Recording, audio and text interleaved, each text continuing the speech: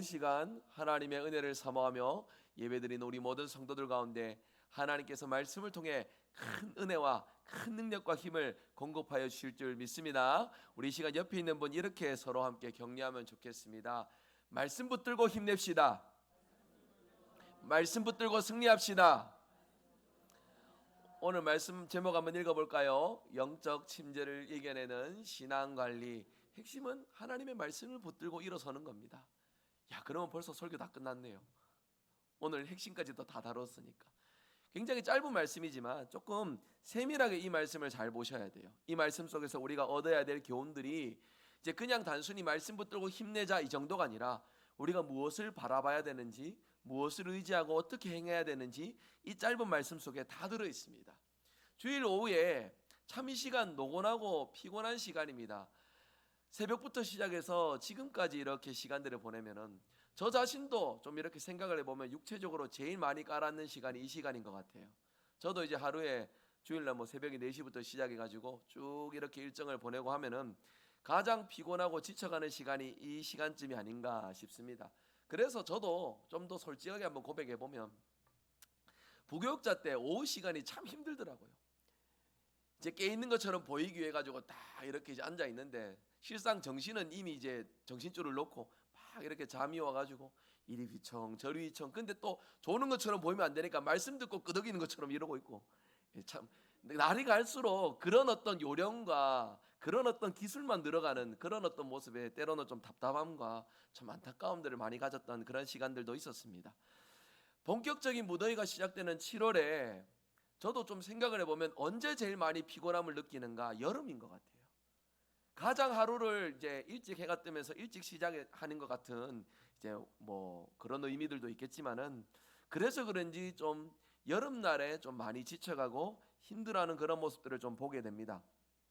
여러분, 우리의 몸이 피곤하게 되면 자연스럽게 신앙의 열정도 식어지기 마련이에요. 뜨거웠던 구원의 감격은 온데간데 없고 의무감처럼 껍데기만 신앙의 어떤 틀만 유지한 채 이제 그렇게 근근히 살아가는 우리의 모습들을 어렵지 않게 발견할 수 있습니다. 이제 이런 것들을 뭔가 힘을 다 잃었다라는 영어적 표현인데요, 번아웃이라고 있습니다. 영적 번아웃.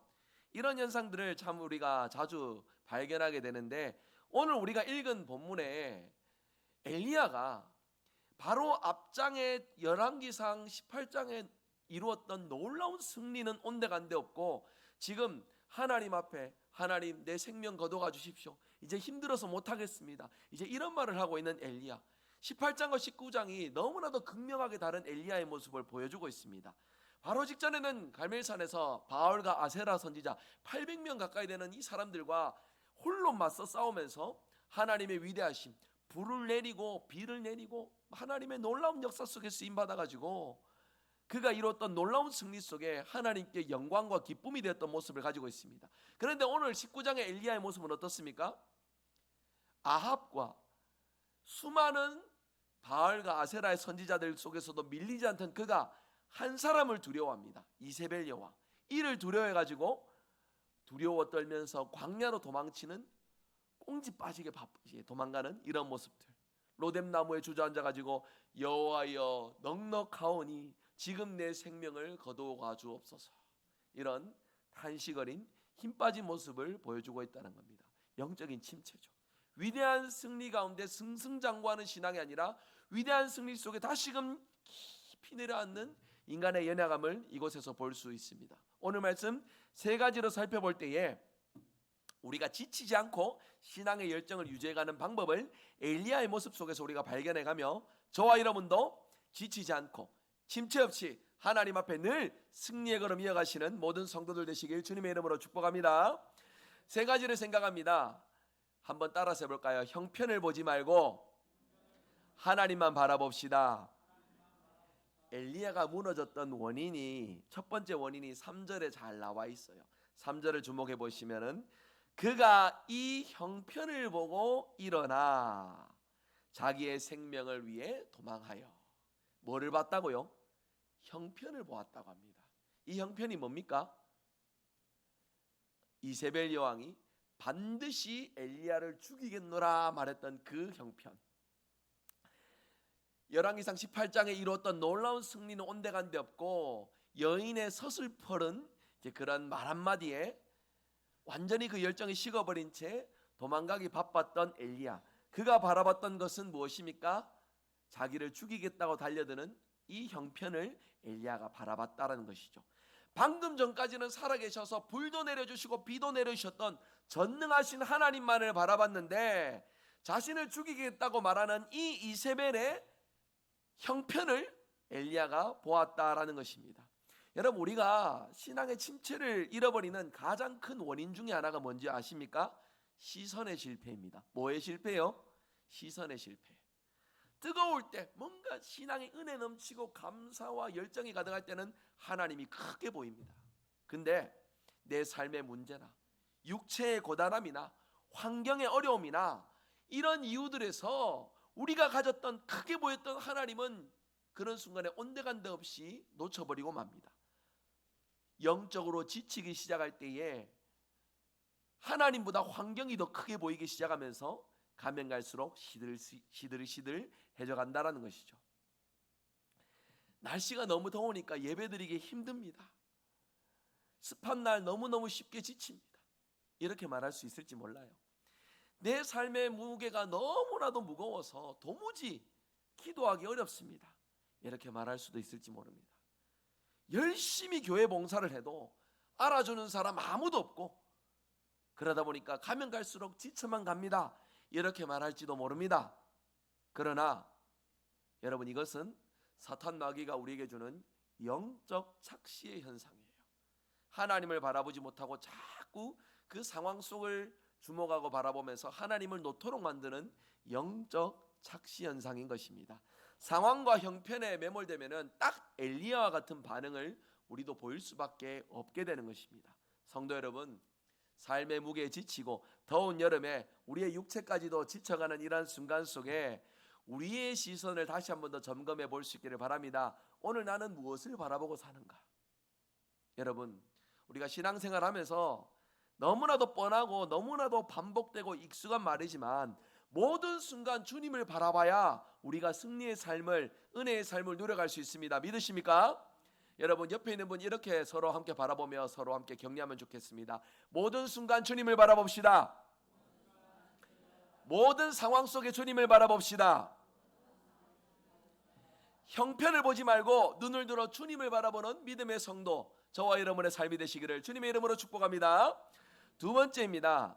로뎀나무 아래에 쉼과 돌봄을 우리도 함께 경험할 수 있어야 되겠습니다. 엘리야가 자신이 너무나도 무능하고 부끄럽고 초라하다 느껴졌던 그때에 광야에 정확한 지역도 나타나지 않아요.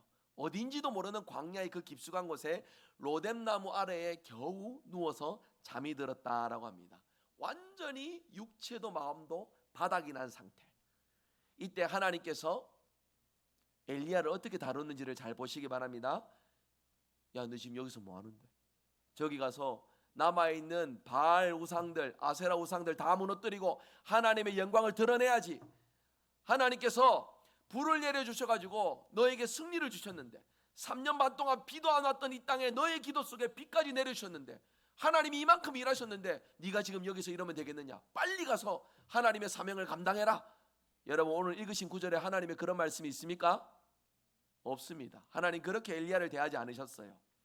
야, 네가 그래도 명색이 선지자인데 겨우 지쳐가지고 이 정도로 낙심하고 나가 떨어지느냐? 하나님 이렇게 말씀하지 않으셨어요.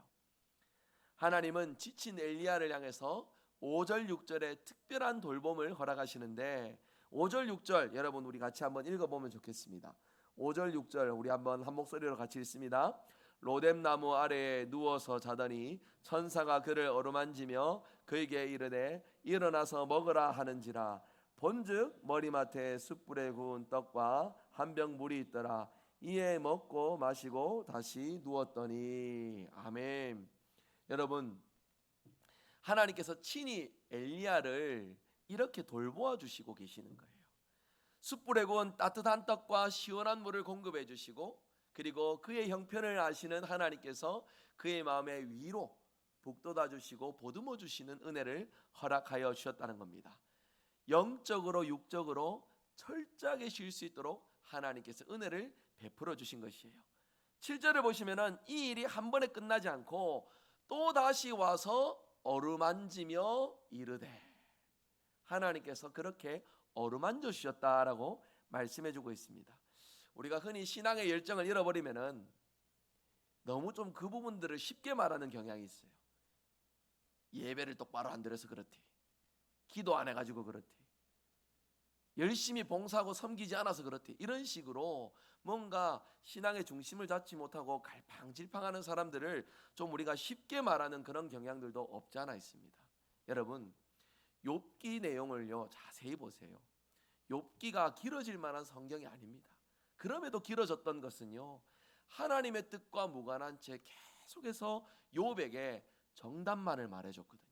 네가 지금 고난받는 것은 하나님 앞에 죄가 있어서 그런 것 같으니까 빨리 회개하고 마음을 돌이켜라. 아니다, 잘 생각해봐라. 정말 하나님 앞에 네가 죄가 많으니까 이토록 하나님께서 너를 처참하게 끔찍하게 대하지 아니하시는 것 아니냐. 이렇게 계속 욥을 몰아세우기 바빴던 친구들, 욥기 말미에 보시면 하나님이 그 욥의 세 친구들 있죠, 책망하셨습니다. 꾸짖으셨어요. 하나님의 마음과 무관하게 친구를 욥을 몰아세웠다라고 책망하셨어요. 여러분, 우리가 흔히 신앙의 열정을 잃어버리면 무조건 더 많이 기도해야 되고 무조건 더 많이 봉사하고 무언가 더 격렬하게 많은 것을 해야 된다라고 생각을 하는데, 그런데 여러분, 오늘 엘리야에게 허락하신 하나님의 방법은 뭡니까? 하나님 안에서 참된 쉼인 것입니다. 일상 가운데 마음 편히 푹 쉬고 내 삶을 하나님께 맡기는 그러한 마음과 생각을 가져보고, 그때 순간순간 먹는 것에, 쉬는 것에, 자기 마음을 돌보는 것에 하나님께서 내게 베푸신 은혜로 여기면서 우리 자신의 몸과 마음을 돌보는 것이 너무나도 중요하다는 것을 오늘 말씀 속에 우리가 발견하게 됩니다. 여러분, 육체가 지치면 영혼도 지치기 마련입니다. 그렇게 우리가 이럴 때에 억지로도 힘을 짜내어서 뭔가를 하는 것들도 필요할 때가 있습니다만, 여러분, 그럴 때에는 오늘 말씀을 좀 더 기억해 보십시오. 나를 돌보시는 하나님, 그래서 나의 일상의 자리에서 마음 편히 푹 자는 일에, 많은 것들을 먹고 즐거움을 누리는 일에 다시 한 번 더 내 삶이 하나님의 은혜로서 작동하고 반응하는 이런 일들을 우리가 좀 깊이 경험해 보면 좋겠다라는 생각들을 가져봅니다. 여러분, 우리 한국 사람들만큼 부지런하고 바쁜 사람들 없습니다. 도무지 외국인들은 우리나라 사람들하고 일하는 것에 경쟁을 붙여놓으면 따라갈래야 따라갈 수 없을 만큼 우리는 참 부지런하게 살아갑니다. 그런데 그렇다 보니까 오늘 현대인의 문제가 뭡니까? 몸의 질병의 문제는 조금씩 다스려져 가는데, 가면 갈수록 지친 마음을 돌볼 곳이 없어서 이리저리 방황하고 힘든 그런 경험들을 하는 분들이 많아요.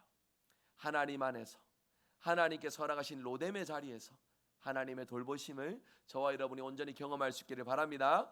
우리 지난주에 장로회 이제 연합회 헌신 예배 드리고 오후에 이제 저녁 식사를 먹을 때에 거기 오신 장로님이 한 분 이 말씀하시더라고요.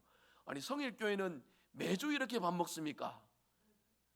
이렇게 말하면서, 그러면은 우리 교회 예배 끝나고 한 11시 한 50분쯤 되면 나도 와서 오면 밥 줍니까? 이러면서 그냥 농담처럼 말씀을 하시더라고요. 이제 이 자리를 빌어서 말씀드리는데, 매주일마다 주방에 헌신하시면서 섬기시는 분들 정말 감사드립니다. 무더운 여름에 얼마나 지치고 힘드시겠습니까? 그런 중에도 이제 육의 양식을 위하여서, 성도들의 아름다운 식탁 교제를 위하여서 정말 열심히 헌신하고 수고하는 많은 분들 진심으로 감사드립니다. 여러분, 교회가 꼭 많은 것을 해야 되고 감당해야 되는 사명의 자리임에도 틀림없지만, 저는 우리 대구 성일교회가 로뎀나무와 같은 쉼과 은혜와 안식을 누리는 그런 귀한 자리가 될 수 있기를 바랍니다.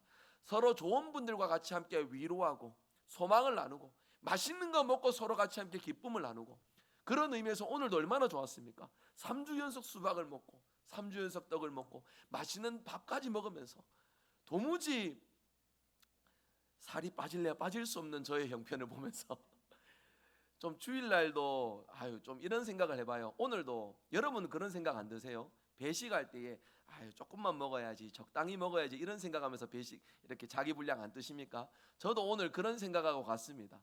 갔는데 웬걸 다 뜨고 보면 항상 후회합니다. 왜 이렇게 많이 떴지? 틀림없이 식탁에 가면 떡도 있고 과일도 있을 건데 오늘도 저는 분량 조절에 실패했습니다. 너무 잘 먹어가지고 소화가 너무 안 돼갖고 저 혼자 지금 뜀박질하고 운동하고 왔다니까요.